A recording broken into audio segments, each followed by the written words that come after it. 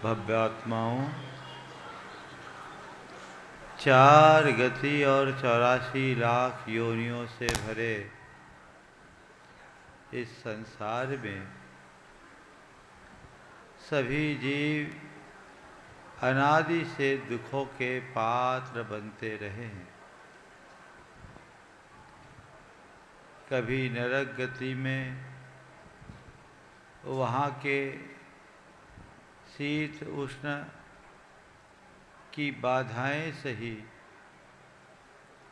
आपस में छेदन भेदन की पीड़ा सही, अकथनीय भूख प्यास की वेदना सही, पारस्परिक संत्रास का दंश झेला, तो कभी असुर देवों के द्वारा उकसाए जाकर एक दूसरे के विरुद्ध घात प्रतिघात से कष्टों को सहता रहा। कभी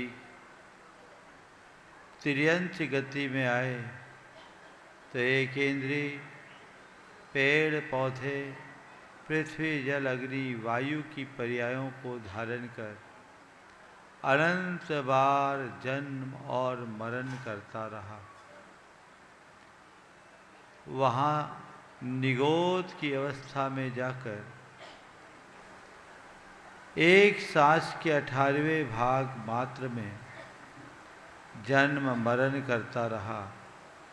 देह धारण करने से पूर्व ही मृत्यु का ग्रास बनने वाला यह जीव निगोद में अनंत काल व्यतीत किया। दैव योग से त्रस की पर्याय भी प्राप्त की, तो कभी कीड़ा, कभी मकोड़ा, कभी शंख तो कभी चींटी, कभी मच्छर तो कभी मक्खी की पर्याय पाकर बार बार जन्म मरण के चक्र में घूमता रहा। कभी पंचेंद्रिय हुआ, मन रहित होने के कारण अपने विषय में भी कुछ सोच नहीं पाया। मन सहित भी हुआ तो अपने वन्य प्राणी बनकर क्रूर प्राणियों का शिकार बना। कभी हाथी, घोड़ा, गधा, बैल बनकर इस संसार में भ्रमण किया, तो वहाँ भी छेदन, भेदन, बध, बंधन और भूख प्यास की असहनीय वेदना को सहता रहा। कभी मनुष्य पर्याय को प्राप्त किया, तो अनेक बार ऐसा भी हुआ कि जन्म के समय ही जन्मदाता माता पिता की मृत्यु हो जाने से अनाथों की तरह पला। कई बार तो जन्म लेते ही माता पिता ने मुझे झाड़ियों में फेंक दिया और वहाँ चील, कौवों और गिद्धों का ग्रास बना। कभी किसी दयावान की दृष्टि भी पड़ी तो उसने भी अनाथालयों में पाला। वहाँ भी जीवन अनाथों जैसा व्यतीत हुआ। सर्व साधन संपन्न होने के उपरांत भी इष्टानिष्ट संयोग वियोग जन्य पीड़ा इस जीव को भव भव में भोगनी पड़ी। कभी देव पर्याय में भी गया तो वहाँ अपने से अधिक वैभव वाले देवों के वैभव को देखकर जलन कुलन से भरा और आर्त रौद्र परिणाम के साथ मरकर दुर्गति का पात्र बना। भोगों में मग्न होने और आसक्ति से ग्रसित होने के कारण भी यह जीव अनंतों बार देव जैसी पर्याय से भी कुत्ते जैसी पर्याय को प्राप्त कर दिया। अनेक अनेक बार देव पर्याय से एकेंद्री की पर्याय को ग्रहण करता रहा। चतुर्गति के दुखों की ये अखत कहानी है जो अनादि से इस जीव के साथ लगी हुई है, और यह जीव इसी चक्र में फंसकर दुखों का पात्र बनता रहा है। इस चतुर्गति दुख का मूल कारण जीव के अंतस में पलने वाला मोह और मिथ्यात्व है। मोह एक ऐसी मदिरा की भांति है जो इस जीव की चेतना को मूर्छित कर उसे अनात्मीय पदार्थों में रमाते रहती है, और इसी भ्रम और अज्ञान के कारण यह जीव दुखों का पात्र बनता है। यदि इस चतुर्गति के दुख से मुक्त होना चाहते हो तो उससे पार होने का केवल एक ही रास्ता है, वह है धर्म। जो धर्म को धारते हैं उनका ही उद्धार होता है, और वह धर्म और कुछ नहीं, वह धर्म अहिंसा है, संयम है, तप है। आत्मज्ञान के साथ सबकी आत्माओं को अपनी आत्मा के समान मानते हुए सभी जीवों के प्रति दया करुणा का भाव रखे, आया तुला पयाशु, सबको अपने समान जानकर सअस्तित्व मूलक संवेदना युक्त जीवन जीने वाला जियो और जीने दो के आदर्श को आत्मसात करता है, वही इस भाव सागर से पार उतर पाता है।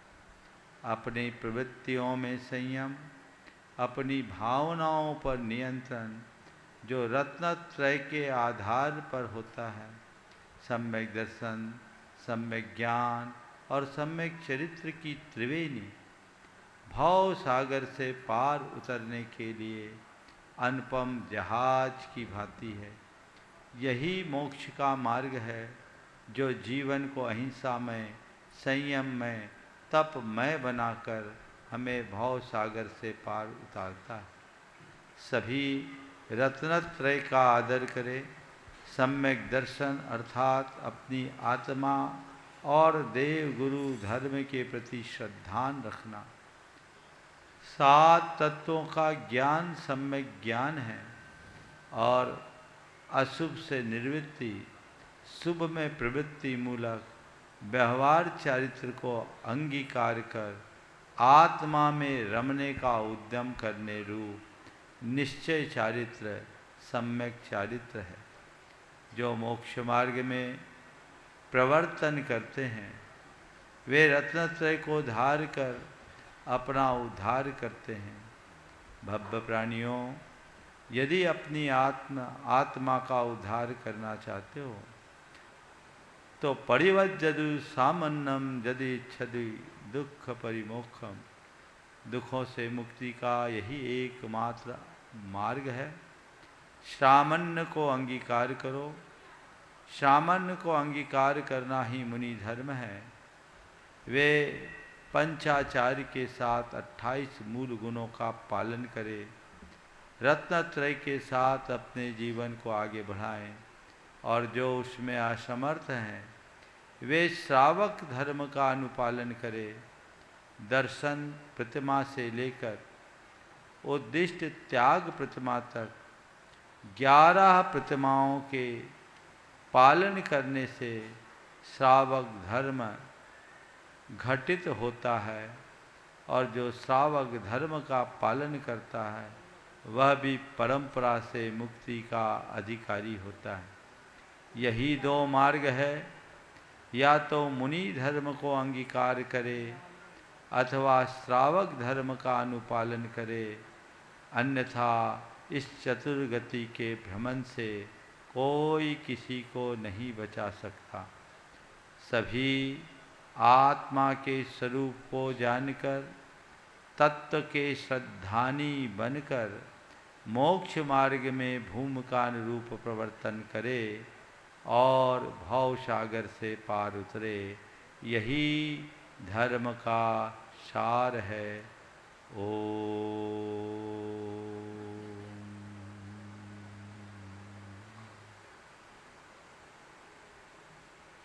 निश्चित बिना रणधर के हमको कभी भी तीर्थंकर प्रभु की वाणी नहीं मिल सकती।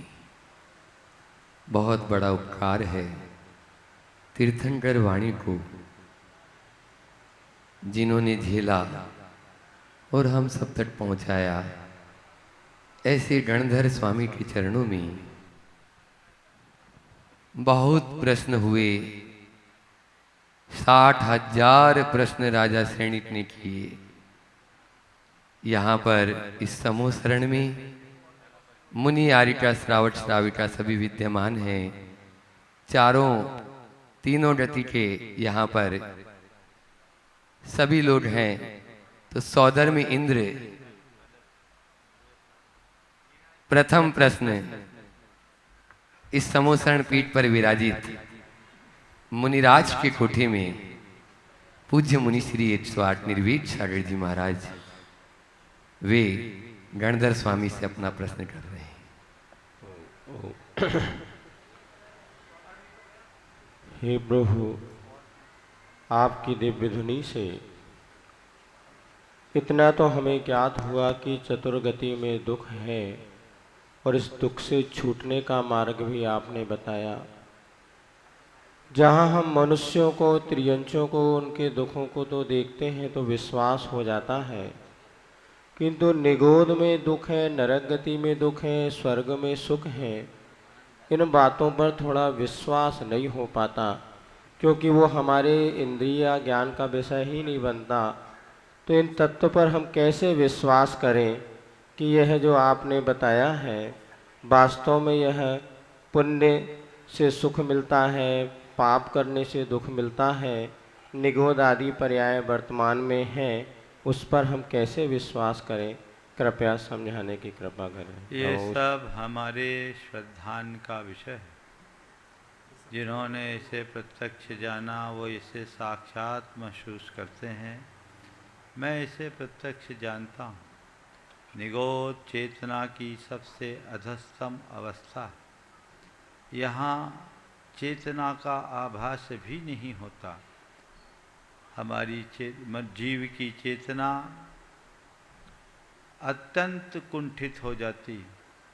अक्षर का अनंतवां भाग मात्र ज्ञान शेष रह जाता है और आयु अत्यल्प होती है। जितनी देर में एक सामान्य मनुष्य श्वास लेता उतनी देर में 18 बार जन्म मरण हो जाता। और ऐसे जीव हो करके भी जड़वत प्रतिभाषित होते हैं। अनंत ऐसे जीव हैं। अत्थि अनंता जीवा जे ही निपत्तो तसान परिणामो भाव किलेश सुपौरा निगोद वासम न मुच्यंती। ऐसे अनंत जीव हैं जिन्होंने आज तक निगोद को छोड़कर अन्य किसी पर्याय को प्राप्त नहीं किया। वे अपने भावों की कलुषतावश निगोद अवस्था में ही जन्म मरण करते हुए दुखों के पात्र बनते रहते हैं। इन्हीं में से कोई कोई जीव जैसे भड़मूझे में से एकाध चना उछट कर बाहर आता है, अपनी अच्छी भौनहार के प्रताप से बाहर निकलकर त्रस पर्याय को प्राप्त करते हैं। और उनमें से कोई कोई मनुष्य होकर 8 वर्ष में मुनि बनकर केवल ज्ञान को प्राप्त भी कर लेते हैं। ये जीव की परिणति की विचित्रता है। ये दिखते नहीं परंतु ये होते अवश्य हैं। इनका अस्तित्व सामान्य प्राणियों को भले ही आभास न हो, लेकिन इनका अस्तित्व है और अधस्तम अवस्था से ही चेतना विकसित होते होते उपरितम अवस्था तक पहुँचती है। नरक में दुख है, स्वर्ग में सुख है, यह भी हमारे श्रद्धान्य का विषय है। इसे केवल अनुमान से जाना जा सकता है।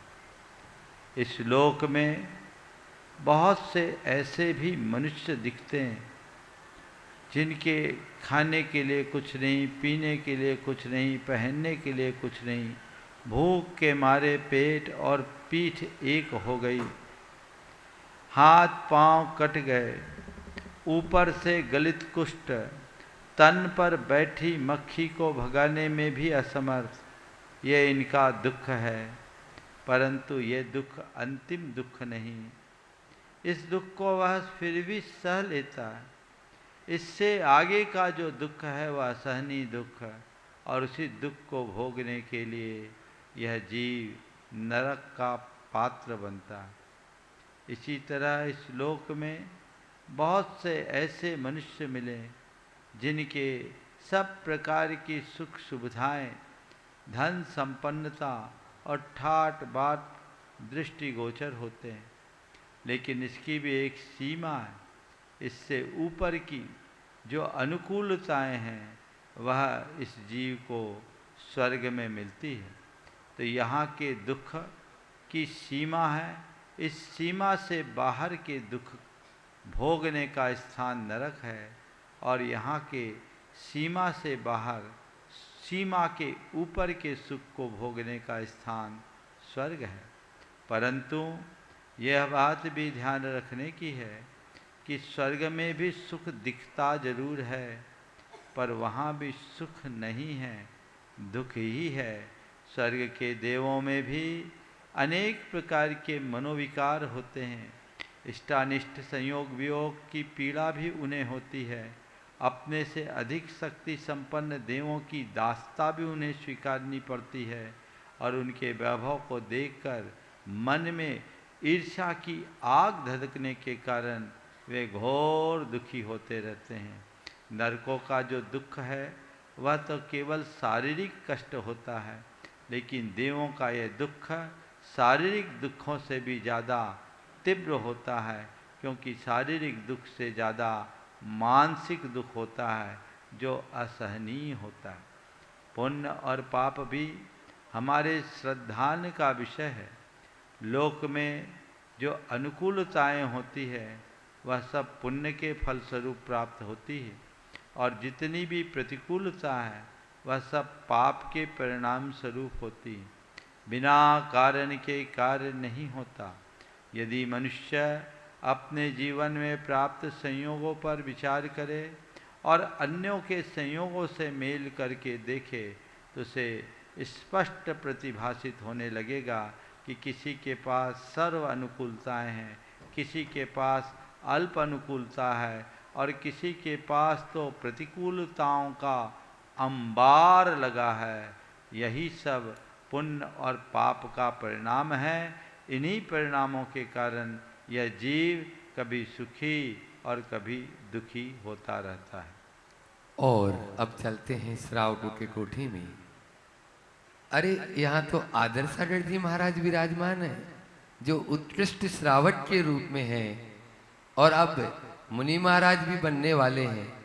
अपन आदर्शागढ़ जी महाराज से भी अनुरोध करते हैं कि वे गणधर पीठ पर विराजित तीर्थंकर, गणधर पीठ पर विराजित मुनिराज से तीर्थंकर प्रभु के द्वारा वह अपने प्रश्न की, अपने शंका की को समाधान करने का प्रयास करें।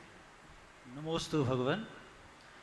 भगवान, आपकी देशना से हमने यह जाना कि इस पर्याय में सबसे बड़ा पुरुषार्थ यह है कि हम अपने इस जीवन में संलेखना समाधि पूर्वक देह परिवर्तन करें। भगवान, आपसे हम यह जानना चाहते हैं, इस पुरुषार्थ के लिए हमें कब से और क्या करना चाहिए ताकि यह भाव हमारा सार्थक हो सके। नमोस्तु। संलेखना सर्वोत्तम साधना है। साधना नहीं, बल्कि साधना का प्राण तत्व है। बिना संलेखना के हम किसी भी जीव की साधना फलवती नहीं होती। देह विनाशिक है, आत्म तत्व अविनाशी है। एक दिन ये शरीर नष्ट होने वाला होता है। जब शरीर अत्यंत क्षीण होने लगे, अत्यधिक बुढ़ापे के कारण, असाध्य बीमारी के कारण, दुर्भिक्ष आने के कारण, उपसर्ग आने के कारण, मरण की कोई भी अनिवार्य और अपरिहार्य स्थिति के निर्मित होने पर भेद विज्ञान के साथ क्षमतापूर्वक परिणामों के नियंत्रण के साथ अपने शरीर का त्याग करना संलेखना कहलाता है। संलेखना का अर्थ है सत धन लेखन, अर्थात समीचीन तरीके से भले प्रकार से अपनी काया और कषायों को लेखन करना, अर्थात कृश करना। मरण की अनिवार्य अपरिहार्य स्थितियों के निर्मित होने पर शरीर और जीवन का मोह त्याग कर आत्मोन्मुखी बनते हुए देह परिवर्तन की प्रक्रिया को संलेखना कहते हैं। जो एक बार संलेखना पूर्वक देह परिवर्तन करता है, वह 3 से 8 भवों में मुक्ति को प्राप्त कर लेता है। उसका संसार बहुत सीमित होता है। सभी प्राणियों को मानांत किम संलेखनाम जोशिता को चरितार्थ करना चाहिए। अंत समय में प्रीतिपूर्वक संलेखना धारण करना चाहिए और इसके लिए हर पल भावना रखनी चाहिए। प्रतिदिन हर क्रिया में एक ही भाव रखें कि मेरा मरण समाधि पूर्वक हो, मैं संलेखना पूर्वक देह परिवर्तन करूं। भावना भवनाशिनी होती है। अगर इस तरह की भावना होते रहे तो यह जीव निश्चित संलेखना की साधना संपन्न कर अपने आवागमन से मुक्त हो सकता है। ये संलेखना मरण नहीं है, देह परिवर्तन की सहज प्रक्रिया है। संलेखना को आत्महत्या समझना भूल है। आत्महत्या और संलेखना में बहुत अंतर है। इनमें कहीं भी समानता नहीं है। आत्महत्या घोर हताशा, निराशा, अवसाद, चिंता और मानसिक असंतुलन की स्थिति में की जाती है, जबकि संलेखना परम उत्साह, समता, धैर्य और उमंग के साथ की जाती है। आत्महत्या जीवन की किसी भी अवस्था में कर लेते हैं, जबकि संलेखना मरण की अनिवार्य और अपरिहार्य स्थिति के निर्मित होने पर ही ली जाती है। आत्महत्या एक झटके में शरीर के विनाश से होती है, जबकि संलेखना में अपने शरीर को धीरे धीरे भोजन पानी क्रमशः कम करते हुए छीन किया जाता है। आत्महत्या स्वविनाश को ही अपना विनाश मानकर, देह विनाश को ही स्वविनाश मानकर आत्महत्या करता है, जबकि संलेखना आत्मा की अमरता और शरीर की नश्वरता को जानकर धारण की जाती है। आत्महत्या में मरण है, संलेखना में केवल देह परिवर्तन। आत्महत्या कषाय पूर्वक की जाती है और संलेखना समता पूर्वक धारण की जाती है। दोनों में बहुत अंतर है। इसलिए आहें भरते हुए मरण करने की अपेक्षा चेतना के जागरण से नमोकार जपते हुए गुरु चरणों में देह परिवर्तन ही सर्वश्रेष्ठ है। अंते समाहि मरणम चौगई दुखम निवारे। ये भावना सबको भानी चाहिए और चतुर्गति के दुखों से मुक्त होने का भाव रखना चाहिए। प्रत्येक धर्मात्मा का यही लक्ष्य हो, मेरा अंतिम मरण समाधि तेरे दर पर हो। और श्रावट की इसी कोठी में हमने देखा जो पूज्य श्री प्रमाण सागर जी महाराज जी के संग में बहुत ही ज्ञान और ध्यान में लगे रहते हैं, ब्रह्मचारी सारांश भैया जी भी नजर आए। अब उनसे अनुरोध करते हैं कि वे भी अपनी संख्या के माध्यम से आप सबको लाभान्वित करने वाले हैं। प्रभु चरणों में अनंत बार नमोस्तु, गुरु चरणों में नमोस्तु। भगवान, आपकी वाणी से स्पष्ट हुआ कि मिथ्यात्व और मोह के कारण ही यह जीव अनंत काल से इस संसार में भटक रहा है। भगवान, मिथ्यात्व और मोह से बचने का क्या उपाय है और कर्म योगी एक व्यक्ति कैसे बन सकता है? नमोस्तु। मिथ्यात्व इस संसार का मूल है। संसार मूल मिच्छत्तम।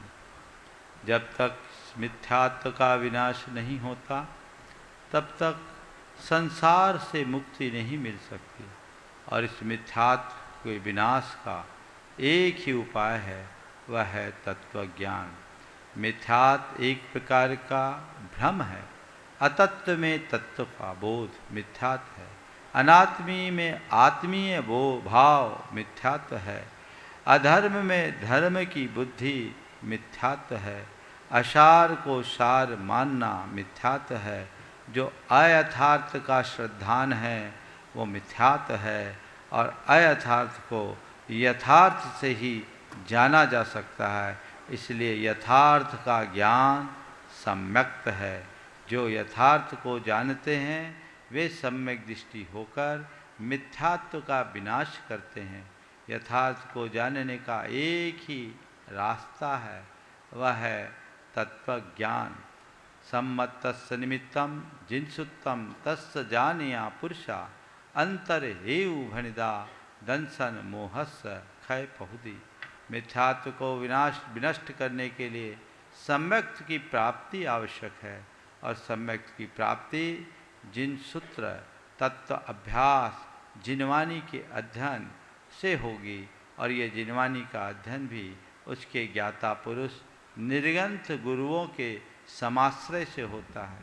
जो निर्गंथ गुरुओं की सन्निधि में बैठकर तत्व का सतत अभ्यास करता, उसे अपने आत्मस्वरूप का बोध होता है। जीवन के यथार्थ का परिज्ञान होने से मोह मिथ्यात्व नष्ट हो जाता और वही भव सागर से पार उतरने में समर्थ होता है।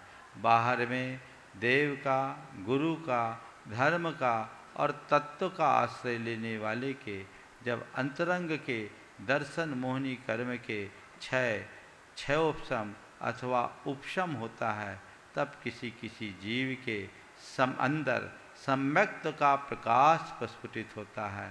बिना सम्यक्त के संसार से पार उतरना असंभव है। इसलिए हर जीव को मिथ्यात्व से ऊपर उठकर सम्यक्त को धारण करने का प्रयत्न करना चाहिए। यही परम पुरुषार्थ है। मिथ्यात्व से सम्यक्त की ओर उन्मुख होने वाले आत्मसाधक भेद विज्ञान के साथ कर्तव्य भाव से जब अपना कर्म करते हैं, केवल कर्म करते, किसी फल की इच्छा नहीं करते, तभी वे कर्म योगी बन सकते हैं। अनाशक्ति मूलक संयमित और सधा हुआ जीवन कर्म योगी की पहचान है। और देख रहा हूँ श्रावकों के इस कोठे में जो पूज्य श्री जी का साहित्य है, उसके संपादक महोदय डॉक्टर सोनल जी शास्त्री जी भी हैं। इसमें श्राविकाएं और आरिकाएं श्रावकों के कोठे में नहीं, उनका कोठा अलग है। ये भी इस समूह शरण की विशेषता है। डॉक्टर सोनल जी शास्त्री वे भी अपना संख्या के माध्यम से हम सबको लाभान्वित करने वाले हैं। हे भगवान, नमोस्तु नमोस्तु नमोस्तु।